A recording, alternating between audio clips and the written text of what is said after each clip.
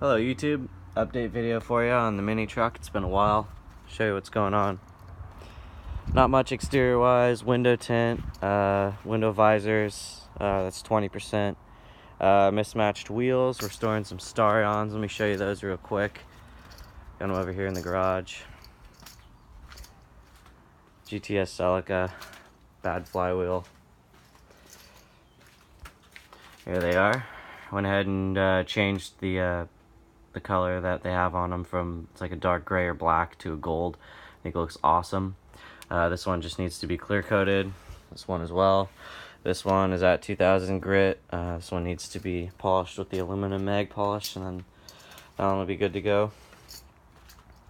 Let me show you the interior. Just have a couple small interior updates.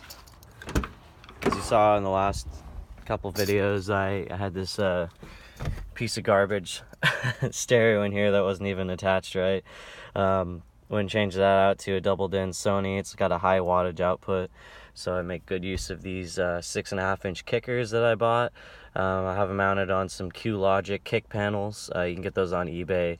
They're around like $200.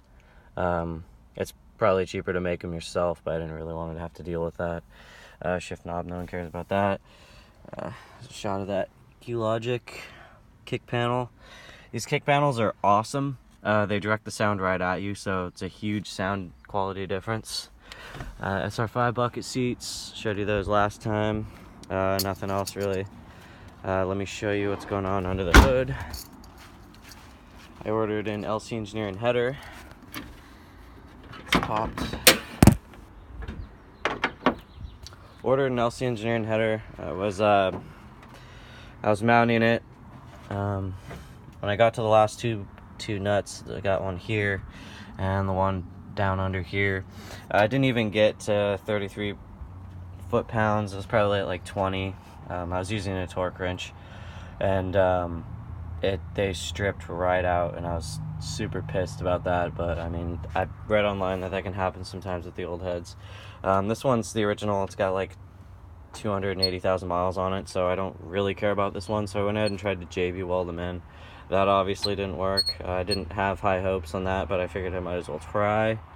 I don't really want to have to try to drill and retap these and helicoil it and whatnot. I don't think I even have enough room, and I figured, like, I have the money right now, so I figured I'd upgrade it. So I have a LC Engineering Pro cylinder head coming in. It's got the 1mm oversized valves. I have a EFI Pro cam that I have paired with that one. Also got some rebuilt fuel injectors from LC Engineering on the way. I've got some I've got a rocker arm assembly coming in from yotashop.com, Northwest Yota. And that's it as far as engine parts go. I know I'm eventually going to have to replace this radiator, but it works right now, so I'm not really worried about it. But, yep, that's what's going on. Engine's under construction. Kind of seems like a never-ending process with these motors, but, I mean, you know, as long as you treat them right, they'll treat you all right. I haven't had terrible reliability issues with this thing. Alternator's gone out a couple times, but I think it was just, they're just cheap O'Reilly's alternators, so, I mean, I just keep getting free ones every time they go out, so I don't really mind doing that. Starter went out about 5,000 miles ago. That's not that big of a deal, super easy to get to. But, oh, there's one thing I forgot about.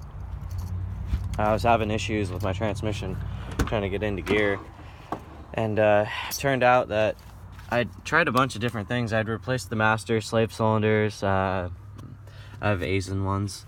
And it turned out it was actually just this pedal assembly down here. When they get old, they actually they crack, and it's actually, the crack had occurred right up here. You can't really see it, but yeah, I just had it re-welded and reinstalled it and fixed the problem. It's just like a dream now. So if you guys have any kind of shifting issues, you can't get into gear, you've replaced I had replaced the entire clutch pack also. You've dealt with the master slave cylinder, you've adjusted this master out as far as you can get. yeah, check your pedal assembly. You don't want it to go until it snaps like mine did. That was pretty bad. I had to start it in first gear on the side of the freeway and roll home at like 10 miles an hour. That was pretty bad. So that's it, guys. Thanks for checking in. Good luck with your 22RE motors. Good luck with your mini truck builds. Have a good one, YouTube. Peace.